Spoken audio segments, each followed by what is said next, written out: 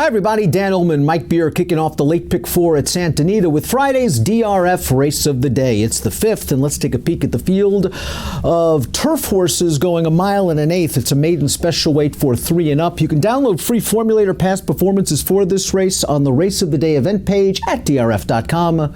Access them, handicap along with us. Let's look at the Timeform US pace projector for this race. Trojan Magic made the front last time out. Good effort in his turf debut. Stepping up in class, but I would expect him to make the front again.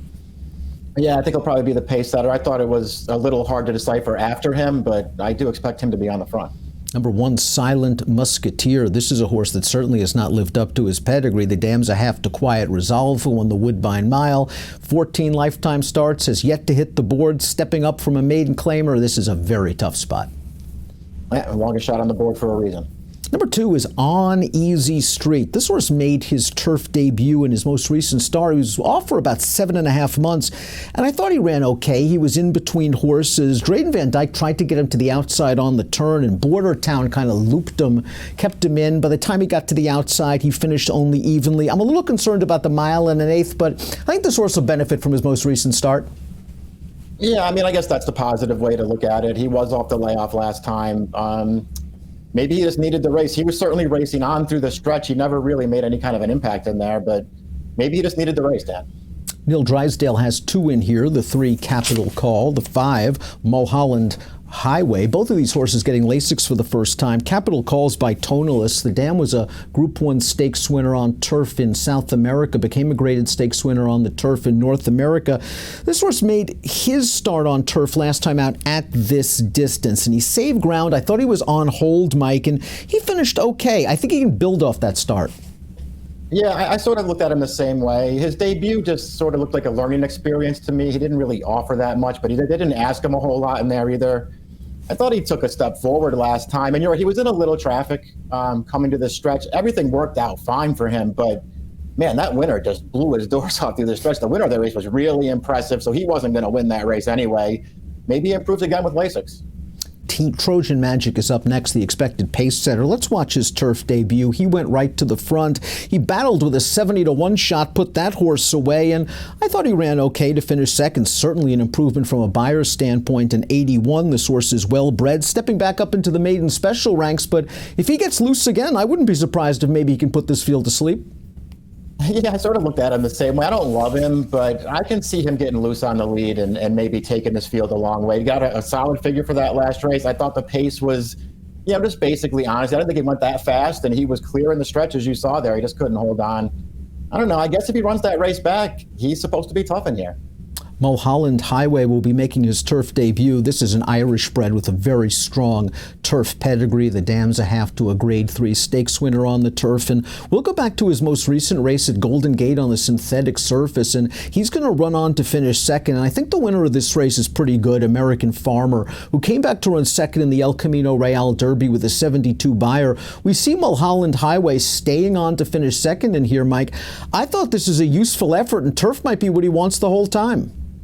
Yeah, I sort of looked at him the same way. He is really bred for the turf. The winner of this race is good. I think the takeaway from that race that we just watched, you just saw him sort of get up for second at the end without threatening. But I would just say go back and watch the entire replay of that race, because it's hard to figure out what his rider was doing, Dan. On the backstretch, he just took him out wide and just gave away all position in the race and wound up last for some reason. I don't know why he did that.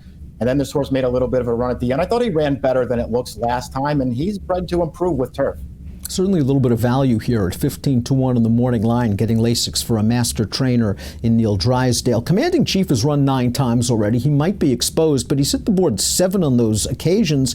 I don't know. I thought he had a good trip last time out, Mike, in that maiden special with Bordertown. Maybe he was in a bit tight while waiting for horses, but he shot up the rail, and he just kind of ran the Commanding Chief race. A solid enough buyer, but close but no cigar.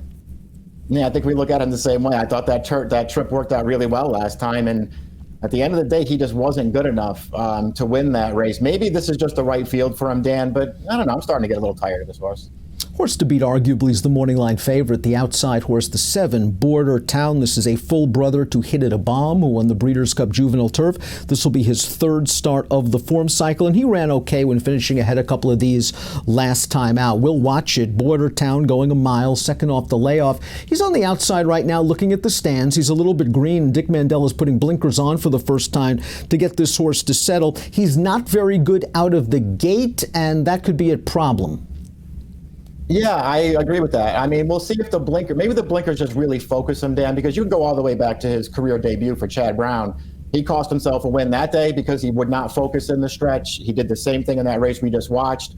The race 2 back, I don't know how he lost that day. He came up the inside. I don't know, he got a good half length in front of the horse that came back and beat him at the end. Maybe the blinkers is just what he really needs to get him to focus in his races. Let's take a look at our top picks for Friday's DRF race of the day. Mike, you're going for a price, the 5 Mulholland Highway. Just hoping for a little bit of pace. I think he'll stay on. I think he'll take to the turf. I think he'll improve with Lasix. Yeah, I sort of was looking for all those things. I just kind of wanted a price, Dan, because I don't love the favorites. I do think Border Town is the horse to beat, but he's getting a little dicey with his races. I just wanted a horse at a price. I thought this horse could really take a step forward.